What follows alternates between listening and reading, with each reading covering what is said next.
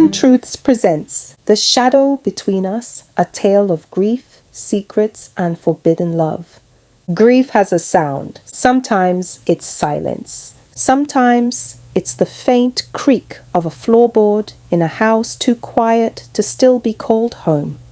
For Dan, grief was an echo, a whisper of his wife Eve's laughter lingering in every corner of the house. Even after 3 years, it refused to fade. Her absence was everywhere, in the empty space beside him at the dinner table, in the scent of her perfume trapped in the folds of her scarf, in the locket she used to wear, now hanging cold against his own chest. He told himself he was surviving, but he wasn't living. He was existing. The house of shadows. The house that once rang with laughter had turned into a museum of memories. Eve's voice still lived in the walls. Her photos lined the mantel, each one a reminder of what had been lost. His children, Jem, 20, and Leo, 16, moved through the days like ghosts. Jem, the once bright college girl, had become a shadow of herself. She spoke less, smiled rarely. When Dan tried to reach her, she only said, "I'm fine, Dad," with eyes that told another story. Leo, still a boy trying to act like a man, had taken a different path. Anger, rebellion, slamming doors, skipping class, fists clenched at everything and nothing. Dan saw the fire in his son and mistook it for defiance. He never realized it was grief, burning, not defiance. He meant to help, to comfort, but every attempt came out wrong. The distance between them widened until it was an ocean, and he was too tired to swim. The return of Irene. Then came Irene. She wasn't a stranger. She'd been Eve's closest friend, practically family. After the accident, she'd helped with funeral arrangements, comforted the children, and stayed on as a helping hand until things settled. But things never settled. Her presence had been a quiet constant, cooking, cleaning, picking Leo up from school, sitting beside Jem when the girl's eyes looked too heavy with unspoken thoughts.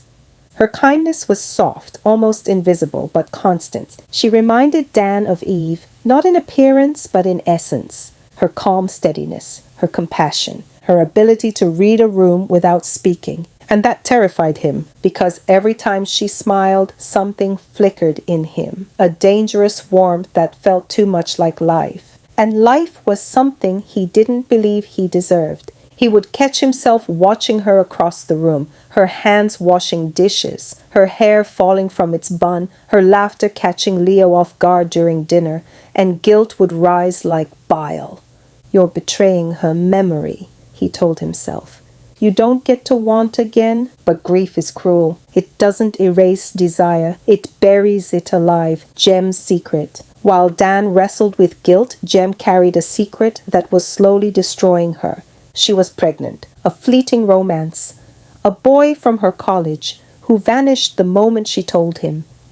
Now she carried both life and shame inside her, terrified her father would see her the way she saw herself, ruined. She hid the morning sickness. She hid the letters from the clinic. She hid the fear. But Irene saw it. She noticed Jem's trembling hands, the pallor of her skin, the way she flinched when the subject of future plans came up. One night after dinner, Irene found her sitting on the bathroom floor, pale and crying. "Jem," she said gently, "you're not alone." Jem's head snapped up, eyes red. "You don't understand." "I do," Irene whispered. "You're scared. But secrets don't heal. They fester." And with that, Jem broke. The confession came in sobs. The fear, the shame, the boy who disappeared. Irene wrapped her arms around her the same way she'd once comforted Eve after heartbreaks, after miscarriages. She promised not to tell Dan, not yet. "But you'll have to, Jem," Irene said softly. "Secrets don't stay buried forever, and your father needs the chance to love you through this." Jem nodded, but her eyes said otherwise. She wasn't ready, and she wasn't the only one hiding something. The brothers' arrival. Winston, Dan's older brother, arrived without warning, his truck pulling into the driveway like an omen. He'd always been the stronger one, the fixer, the one who knew how to command a room just by standing in it. He'd lost his wife years ago too, but unlike Dan, he'd somehow rebuilt his life. When he walked into the house, the air seemed to change, steadier, grounded. Leo, who rarely spoke, started following him around like a shadow. Winston took Dan's hand, squeezing firmly. "You can't keep living like this, brother," he said quietly. "Eve's gone, but you're still here. The kids need their father, not a ghost." Dan nodded but said nothing. That night, Winston caught him outside, sitting alone under the porch light, the locket glinting in his hand. "You ever think about moving on?" Winston asked carefully. "Every day," Dan admitted, "and every day I hate myself for it." Winston sighed. "Loving again isn't betrayal, Dan. It's proof that your heart still works." But Dan wasn't ready to hear it. Not yet. The line between comfort and sin.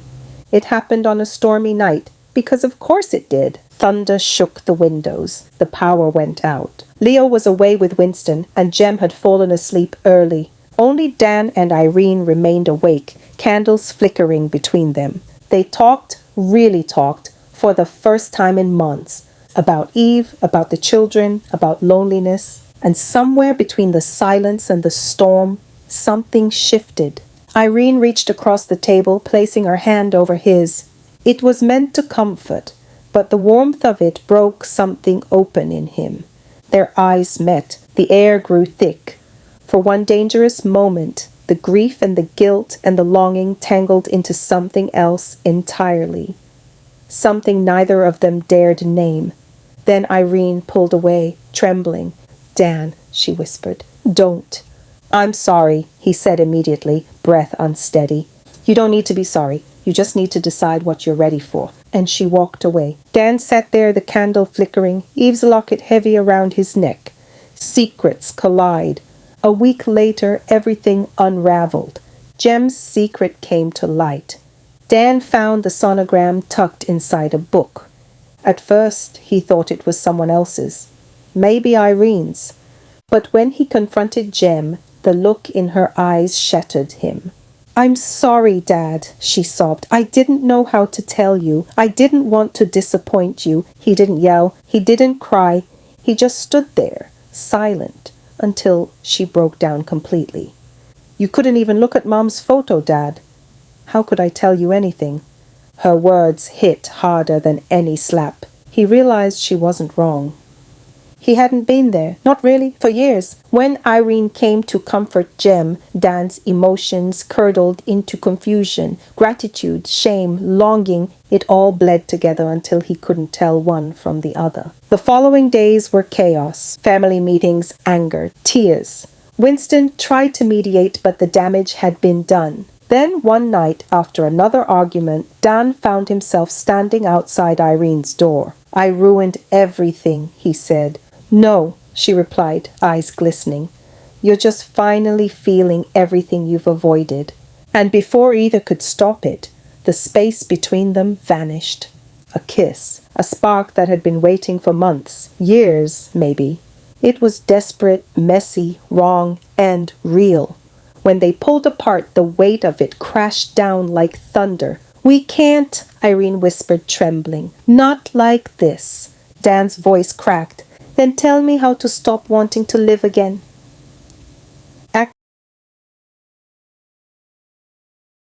The next morning she found them in the kitchen, close, too close, and the truth clicked in her eyes before anyone spoke. "So that's what this is," she said bitterly. "Mom's gone, so you replace her with her best friend?" Dan's heart dropped. "Jem, it's not—" "Save it!" Her voice shook. "You don't get to lecture me about mistakes when you're making your own." She stormed out, tears streaming. And for the first time, Dan didn't chase her. He knew she wasn't wrong. That evening, he found her sitting by the lake, the setting sun painting the water in shades of gold. He sat beside her in silence. Finally, she said, "I miss Mom every day. But I think you miss her so much, you forgot you still have us." Dan's throat tightened. He reached into his pocket, pulled out the locket, and placed it in her hand. Maybe it's time I stop holding on so tight, he said. They sat together as the light faded, father and daughter, broken, but finally starting to mend. The quiet rebirth. Months passed. Jem's baby arrived, a girl, tiny and perfect. Leo, who'd been angry at the world, became her favorite uncle. The house began to hum again, laughter returning in small bursts. Irene stayed, but not as a secret, as family, as someone who had helped them survive the storm. She never replaced Eve, no one could, but she helped them remember that love wasn't a betrayal, it was continuation. Dan still wore the locket sometimes, not out of guilt, but gratitude. He had loved Eve deeply. He still did. But now he knew love wasn't about holding on to what you lost. It was about learning to live again even when it hurt.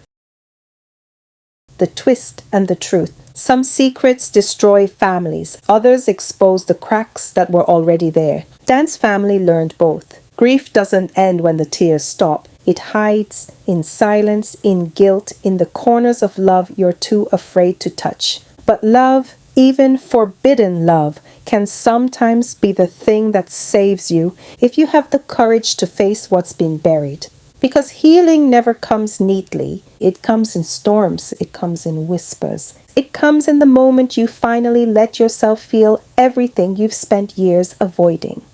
Twists and truths. Moral. Love doesn't die with loss. It waits. Sometimes in the shadows of guilt. Sometimes in the arms of someone who understands your pain.